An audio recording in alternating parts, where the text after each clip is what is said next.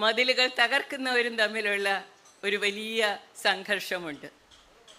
Good fences make good neighbours. നല്ല മതിലുകൾ നല്ല അതിൽക്കാരെ സൃഷ്ടിക്കുന്നു എന്ന് പറയുന്ന ഒരു വശം, there is something in the world which always destroy worlds. എപ്പോഴും മതിലുകളെ തകർക്കുന്ന എന്തോ ഒന്ന് പ്രകൃതിയിലുണ്ട് എന്ന് പറയുന്ന മറുഭാഗം. ഈ മതിലുകളെ തകർക്കുന്ന മാനസിക നിലയിൽ എപ്പോഴും പാലങ്ങളെ നിർമ്മിക്കുന്നതിന് വേണ്ടി മനസ്സിൻ്റെ കവാടങ്ങൾ തുറന്നിട്ടവരുടെ ഹൃദയവിചാരങ്ങളിൽ നിന്ന് രൂപപ്പെട്ടതാണ് സഹകരണ പ്രസ്ഥാനം. സഹകരണ പ്രസ്ഥാനങ്ങളുടെ തുടക്കവും അതിൻ്റെ ചരിത്രവും നോക്കുമ്പോൾ ഈ ഫണ്ട് വിനിയോഗത്തിലെ കൃത്യത, സുതാര്യത, കാര്യക്ഷമത, അതിൻ്റെ പ്രയോറിറ്റൈസേഷൻ, ഇതിനെക്കുറിച്ചൊക്കെ പറയുമ്പോൾ ഒരു ഭാഗത്ത് ഇതിനെ എല്ലാം ഒരു ബാങ്കിങ് പ്രിൻസിപ്പിളിൻ്റെ ഒരു ഒരു ഒരു ഡെഫിനിഷനുള്ളിൽ നിന്നോ അല്ലെങ്കിൽ അതിൻ്റെ കളങ്ങൾക്കുള്ളിൽ നിന്നോ വീക്ഷിക്കാൻ ശ്രമിക്കുമ്പോൾ തന്നെ വളരെ ജെനുവിനായിട്ടുള്ള ചില സംശയങ്ങൾ എനിക്ക് ഈ ഏത് ചർച്ചയിലും പങ്കെടുക്കുമ്പോൾ മനസ്സിൽ വരാറുണ്ട്. ഇവ മാത്രമാണോ സഹകരണ പ്രസ്ഥാനങ്ങൾ? അല്ലെങ്കിൽ ഇതിനു വേണ്ടിയായിരുന്നോ സഹകരണ പ്രസ്ഥാനങ്ങൾ രൂപപ്പെട്ടത്? അവ എങ്ങനെ ചരിത്രത്തിൻ്റെ ഒരു ദശാസന്ധിയിൽ, എനിക്ക് തോന്നുന്നു ഒരു നവോത്ഥാനകാല ചരിത്രത്തിൻ്റെ ഭാഗമായി രൂപപ്പെട്ട സാമൂഹ്യ സ്ഥാപനങ്ങളിൽ ഏറ്റവും ശക്തമായത് ഒന്ന് നിലനിന്നു പോന്നതും ഏറ്റവും കൂടുതൽ കാര്യക്ഷമമായി ആധുനിക കാലഘട്ടത്തിലേക്ക് കാലുകൾ നീട്ടിവെച്ച് സധൈര്യം നടന്നു കയറിയതും സഹകരണ പ്രസ്ഥാനങ്ങളാണ്. ഈ സഹകരണ പ്രസ്ഥാനങ്ങളെ അവയുടെ ഫണ്ട് വിനിയോഗത്തെയും അതിൻ്റെ കാര്യക്ഷമതയെയും കുറിച്ച് ഉള്ള ചർച്ചകൾ, പ്രൊഫഷണലിസം സഹകരണ പ്രസ്ഥാനങ്ങളുടെ മാനേജ്മെൻറ്റിൽ വരണം, സുതാര്യവും കാര്യക്ഷമവുമായ ഭരണ സംവിധാനം ഉണ്ടാകണം, റെഗുലേറ്ററി ഫ്രെയിംവർക്ക് ശക്തമായിരിക്കണം, ഒപ്പം പ്രയോറിറ്റൈസേഷൻ ഫണ്ട് വിനിയോഗത്തിൽ തീർച്ചയായിട്ടും കാലാനുസൃതമായ പുനർനിർണയം ഉണ്ടാവണം. ഇതിനെല്ലാം അംഗീകരിക്കെ തന്നെ എനിക്ക് അടിസ്ഥാനപരമായ ആശയങ്ങളിൽ നിന്ന് സഹകരണ മൂവ്മെൻറ്റ് അല്ലെങ്കിൽ കോപ്പറേറ്റീവ് മൂവ്മെൻറ്റ് അതിൻ്റെ ഒരു അന്തസ്സത്ത, ആ അന്തസ്സത്തേക്ക് അനുസൃതമായ അതിൻ്റെ പുരോഗതി, ആ പുരോഗതിയുടെ ചരിത്രത്തിൽ അത് നേടിയെടുത്ത ഒരുപാട് വിജയങ്ങൾ, ഈ വിജയങ്ങളെല്ലാം രൂപ, അണ, പൈസ കണക്കിൽ തിട്ടപ്പെടുത്താനോ ആ തിട്ടത്തെ അടിസ്ഥാനമാക്കി അവയെ വിലയിരുത്താനോ പാടില്ല എന്ന് വിശ്വസിക്കുന്ന ഒരു വ്യക്തിയാണ് ഞാൻ. കാരണം അതാണ് ഞാൻ പഠിച്ച സഹകരണ ചരിത്രത്തിൻ്റെ അടിസ്ഥാനത്തിലുള്ള ഒരു വിലയിരുത്തൽ. ഈ കാര്യത്തെക്കുറിച്ച് വായിക്കുന്നതിന് അല്ലെങ്കിൽ ഈ ഒരു ചർച്ചയിൽ പങ്കെടുക്കുന്നതിന് ശ്രമിച്ചപ്പോൾ അതിനു മുൻപ് ഞാൻ വായിച്ച ഒരു പുസ്തകം I was reading it, Muhammad യൂനിസിൻ്റെ ആ ഒരു മനോഹരമായിട്ടുള്ള ഒരു പുസ്തകമുണ്ട്. അതായത് ഇപ്പോൾ ബംഗ്ലാദേശിൻ്റെ ചീഫ് അഡ്വൈസറാണ്, 2006 നൊബേൽ പ്രൈസ് ജേതാവാണ്, ഗ്രാമീൺ ബാങ്ക് പ്രസ്ഥാനത്തിൻ്റെ ഉപജ്ഞാതാവാണ്. അദ്ദേഹത്തിൻ്റെ the banker to the poor എന്ന പുസ്തകം, ആ പുസ്തകത്തിൽ ഒരു സഹകരണ പ്രസ്ഥാനമല്ല അവരുണ്ടാക്കിയത്, ഗ്രാമീൺ ബാങ്കാണ്. പക്ഷേ കൊമേഴ്ഷ്യൽ ബാങ്കുകളും ഈ ഗ്രാമീൺ ബാങ്കിൻ്റെ ശൃംഖലയും തമ്മിൽ ഒരു കമ്പാരിസൺ ആ പുസ്തകത്തിലുണ്ട്. അതിൽ അദ്ദേഹം പറയുന്നുണ്ട്, ഒരു society, mechanics of it, A group should form it self rather than being formed. ഒരു സംഘമാണ് ആദ്യം രൂപപ്പെടേണ്ടത്, സംഘത്തെ രൂപപ്പെടുത്തുകയല്ല വേണ്ടത്. അവിടെ അവരിൽ നിന്ന് തന്നെ ഒരു ആവശ്യബോധത്തിൻ്റെ അടിസ്ഥാനത്തിൽ രൂപപ്പെടുന്ന ഒരു സഹകരണ പ്രസ്ഥാനം അല്ലെങ്കിൽ ഒരു ആക്ടിവിറ്റി ഗ്രൂപ്പ്, അതിനെ രൂപപ്പെടുത്തി അതിനെ അടിസ്ഥാനമാക്കിയിട്ടാണ് ബാക്കി എല്ലാം രൂപപ്പെട്ടു വരുന്നത്.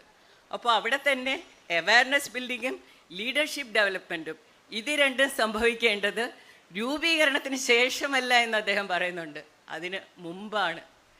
അതുപോലെ ഗ്രാമീൺ ബാങ്കിനെ അദ്ദേഹം വിലയിരുത്തുമ്പോൾ അവരുടെ 4 പ്രിൻസിപ്പിൾസ് ആ പുസ്തകത്തിൽ പറയുന്നുണ്ട്. Discipline, unity, courage and hard work. നമ്മുടെ കാര്യത്തിലും തീർച്ചയായിട്ടും ഈ ഫണ്ട് വിനിയോഗത്തിൻ്റെ കാര്യത്തിൽ മാത്രമല്ല, പുതിയ തീരുമാനങ്ങൾ എടുക്കുന്ന കാര്യത്തിൽ courage of conviction to go to the new fields, പുതിയ ഫീൽഡ്സിലേക്ക് പോകാനുള്ള ഒരു ഒരു ഒരു ഒരു ഒരു തയ്യാറെടുപ്പ്, ഹാർഡ് വർക്ക്, ഇതെല്ലാം ഉണ്ടായേ തീരൂ. അപ്പോൾ ഈ കൊമേഴ്ഷ്യൽ ബാങ്കുകളെ, banks are answerable to the share holders എന്നാണ് അദ്ദേഹം പറയുന്നത്. ഷെയർ ഹോൾഡേഴ്സ് ആർ അവർ ബോറോവേഴ്സ് ടു. നമ്മുടെ സഹകരണ പ്രസ്ഥാനങ്ങളെയും ഗ്രാമീൺ ബാങ്കുകളെയൊക്കെ സംബന്ധിച്ച് പൊതുവായിട്ട് അവർ നമ്മുടെ കടമെടുപ്പുകാർ കൂടിയായി മാറുന്നു. അപ്പോൾ ഒരു തരത്തിൽ ഇതിനെ രണ്ടിനെയും ഒരേ തട്ടിൽ തൂക്കി കൈകാര്യം ചെയ്യുക, വിലയിരുത്തുക എന്ന് പറയുന്നത് അടിസ്ഥാനപരമായി ഒരു ശരിയായ സമീപനമല്ല. സക്സസ്ഫുള്ളായിട്ടുള്ളൊരു കൊമേഴ്ഷ്യൽ ബാങ്ക് അവരുടെ ഒരു മോട്ടീവ്സ് എന്തൊക്കെയായിരിക്കും? ഹൈ പ്രോഫിറ്റ്സ്, ഹൈ ഡിവിഡൻഡ്, പക്ഷേ good returns to the share holders. നമ്മളെ സംബന്ധിച്ചിടത്തോളം എന്താണ് സമൂഹത്തിന് മറ്റ് പലതരത്തിൽ നൽകാൻ കഴിഞ്ഞിട്ടുള്ളത് എന്ന ചരിത്രം എടുത്ത് നോക്കുമ്പോൾ ഈ ഒരു വിലയിരുത്തലിലെ വ്യത്യാസം, നമ്മുടെ കാഴ്ചപ്പാടിലുണ്ടാകേണ്ട വ്യത്യാസങ്ങളെക്കുറിച്ച് നമുക്ക് പറയാൻ കഴിയും. എന്നാൽ ഒരു അടിസ്ഥാനപരമായി ധനം കൈകാര്യം ചെയ്യുന്ന ഏതൊരു സ്ഥാപനത്തിനും ഉണ്ടാകേണ്ട ഉത്തരവാദിത്വം, അക്കൗണ്ടബിലിറ്റി, അത് സഹകരണ പ്രസ്ഥാനങ്ങൾക്ക് വേണം. ഏറ്റവും ഒടുവിലായിട്ട് കേരള സഹകരണ നിയമം കോംപ്രിഹെൻസീവായിട്ട് റിവൈസ് ചെയ്തപ്പോൾ അത് 1969 ഉണ്ടായ നിയമത്തെ 50 വർഷത്തിന് ശേഷം, ഇവിടെ നേരത്തെ പറഞ്ഞതുപോലെ കേരളത്തിൻ്റെ ആ ഒരു സഹകരണ മേഖലയുടെ അതിബൃഹത്തായ ജനകീയ അടിത്തറ, അതിൻ്റെ സ്ഥാപന സംവിധാനങ്ങൾക്ക് എത്തിച്ചേരാൻ കഴിഞ്ഞിട്ടുള്ള വളരെ ഉയർന്ന അവസ്ഥ, ഇന്ത്യയുടെ ഇതര സംസ്ഥാനങ്ങളുമായി കമ്പയർ ചെയ്യുമ്പോൾ പ്രൈമറി കോപ്പറേറ്റീവ്സിൻ്റെ കയ്യിൽ, എൻ്റെ അറിവ് ശരിയാണെങ്കിൽ, എൻ്റെ കയ്യിലുള്ള കണക്ക് ശരിയാണെങ്കിൽ 70% ആ ഡെപ്പോസിറ്റ്സിൽ ഇവിടെയാണെങ്കിൽ, ഇവിടുത്തെ പ്രാഥമിക സഹകരണ സംഘങ്ങളെയും ഇതര സംഘങ്ങളെയും അതുപോലെ തന്നെ കൈകാര്യം ചെയ്യേണ്ടി വരുമ്പോൾ ഗവൺമെൻറ് സ്വീകരിക്കേണ്ട നയപരമായ വ്യത്യാസങ്ങളെ, ഫണ്ട് വിനിയോഗത്തിൽ അവർക്ക് കൊടുക്കേണ്ട കൃത്യമായിട്ടുള്ള റെഗുലേറ്ററി ഫ്രെയിംവർക്കിനെ, അതുപോലെ തന്നെ അവർക്ക് നൽകേണ്ട ഫ്ലെക്സിബിലിറ്റിയെയും കുറഞ്ഞൊന്ന് കൈയയച്ച് ചില മേഖലകളിലേക്ക് വ്യത്യസ്തമായി കടന്നു കയറാൻ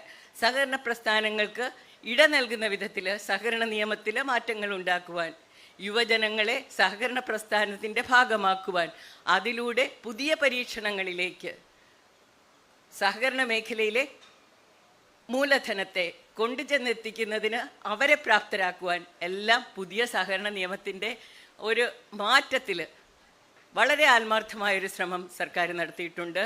എല്ലാ ജില്ലകളിലും വളരെ വിപുലമായിട്ട് സഹകാരികളുടെ അഭിപ്രായങ്ങൾ കേട്ട് രൂപപ്പെട്ട ഈ ഒരു പുതിയ നിയമത്തിൽ കൂട്ടിച്ചേർക്കപ്പെട്ട ചില ഡെഫിനിഷൻസ് തന്നെ നിങ്ങൾക്ക് അതിൽ വളരെ കൃത്യമായിട്ട് ഒരു ഒരു ഒരു ഉൾക്കാഴ്ച തരും.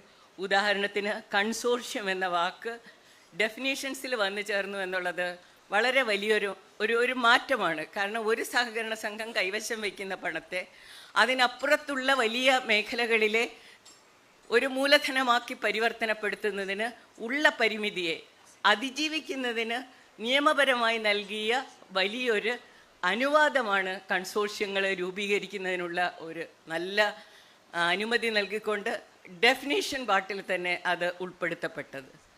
ഏറ്റവും പ്രധാനമായിട്ട് എനിക്ക് ചൂണ്ടിക്കാണിക്കാനുള്ള ഒരു ഉദാഹരണം, ഇവിടെ ഇപ്പോൾ രജിസ്ട്രാറായ ശ്രീ സജിത് ബാബു, അത് രജിസ്ട്രാറായിരുന്നു 2018 കാലയളവിൽ.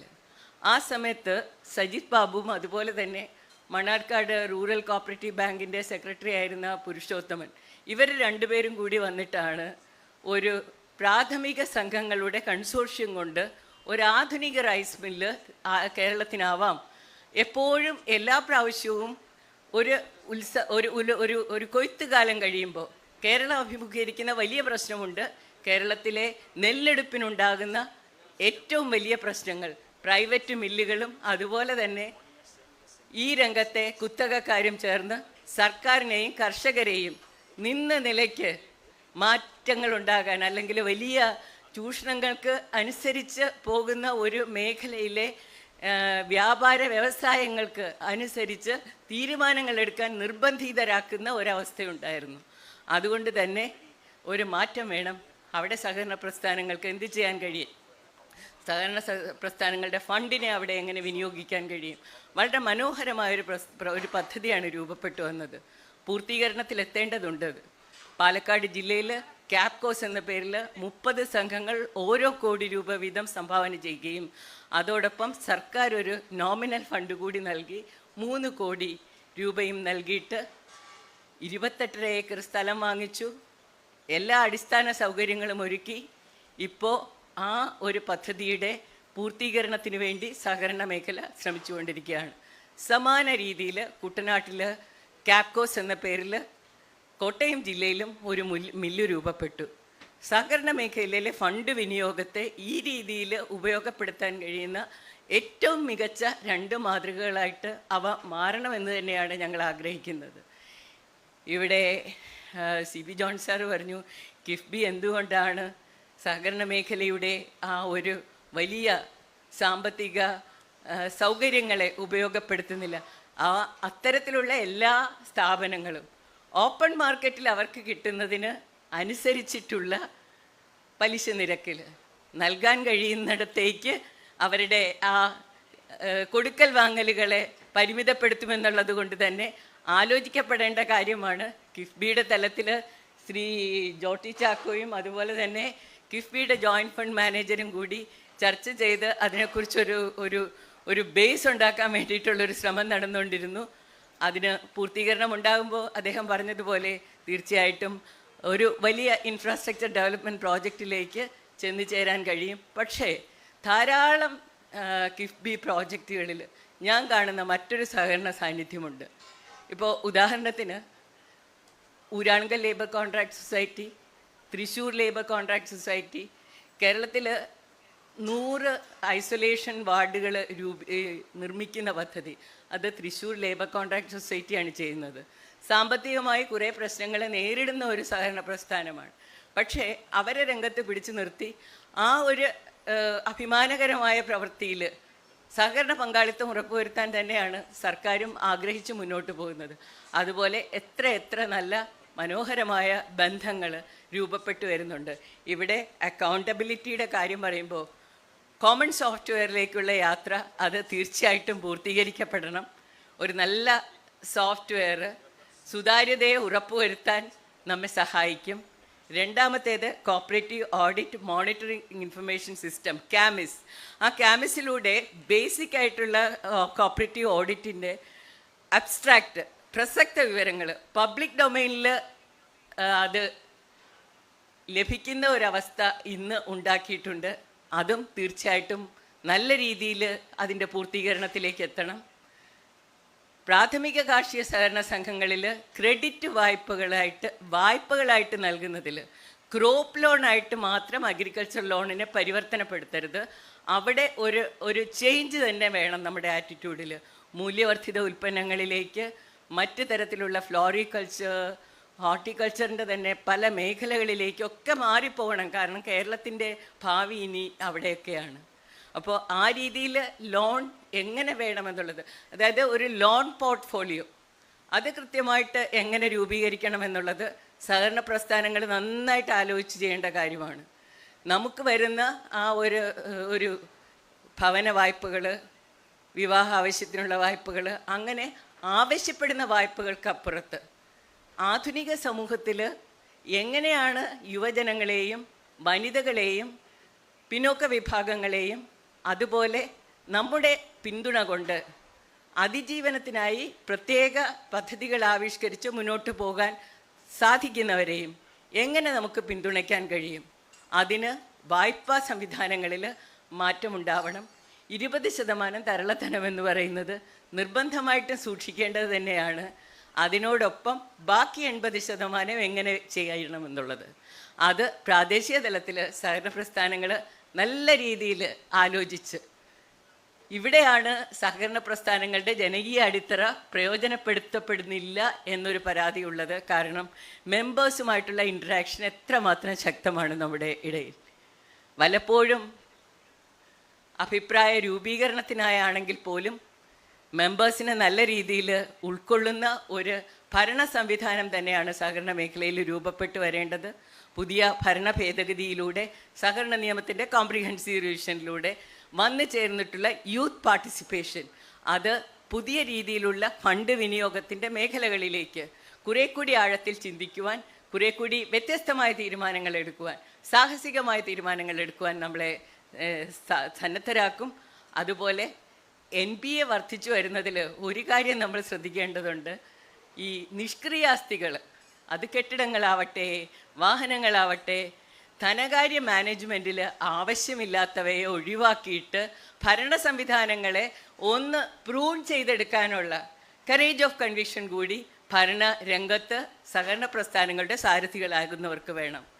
വലിയ കെട്ടിടങ്ങൾ കെട്ടിയിട്ടിട്ട് നമുക്ക് ആവശ്യമില്ലാതെ വരികയും കുറേ കഴിയുമ്പോൾ അതെങ്ങനെ അതിൽ നിന്ന് പണമുണ്ടാക്കാം എന്നുള്ളതിനെക്കുറിച്ച് വിഷമിക്കുകയും ഒക്കെ ചെയ്യുന്ന സഹകരണ മേഖലയുടെ ഒരു ദൃശ്യം പല സ്ഥലങ്ങളിലും കാണാറുണ്ട്.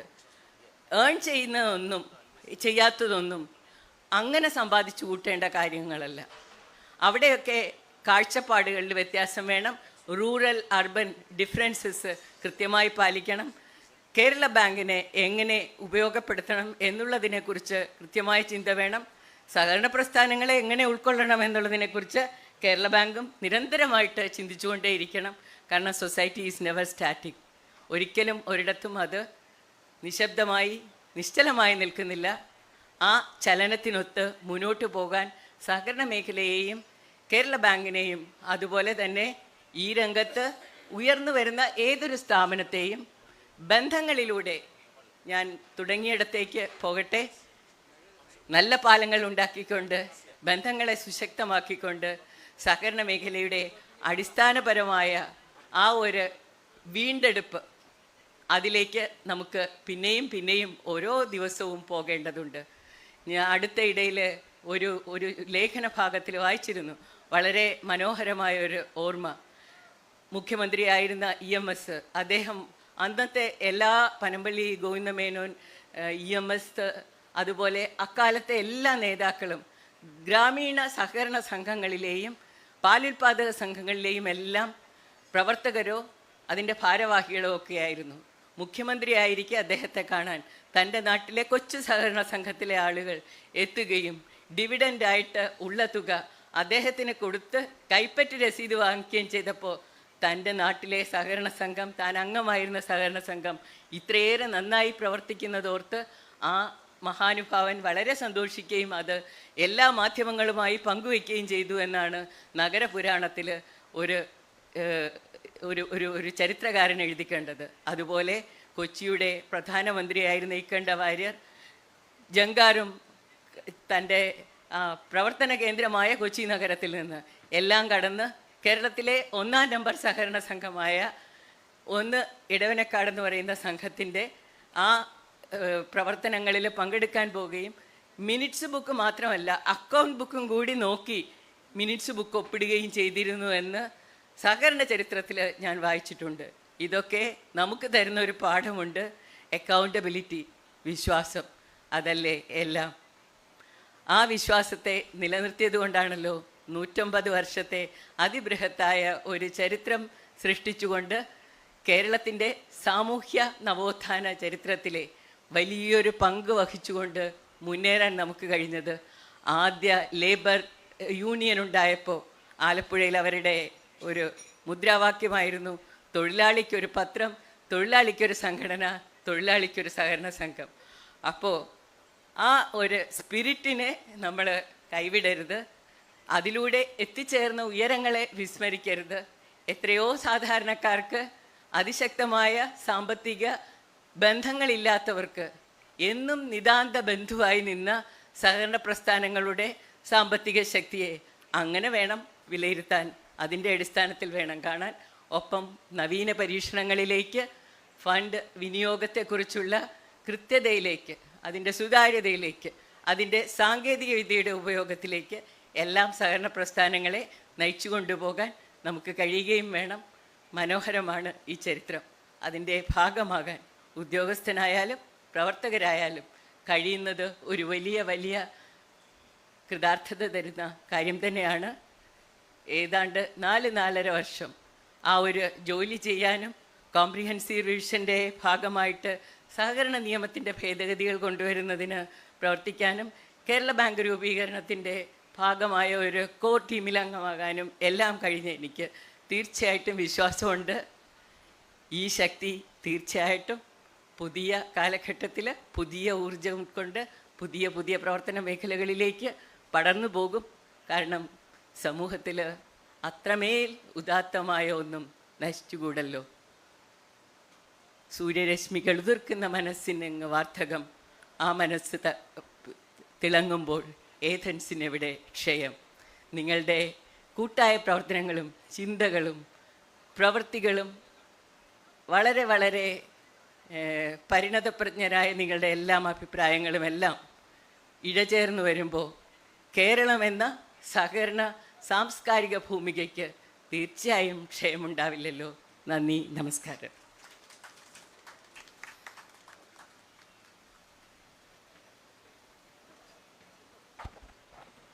Thank you so much, ma'am, for your insights. Shrimati mini Antony മാമിന് മൊമെൻറ്റോ നൽകുന്നതിനായി സജീവ് കർത്ത സർ അഡീഷണൽ രജിസ്ട്രാറിനെ ക്ഷണിക്കുന്നു.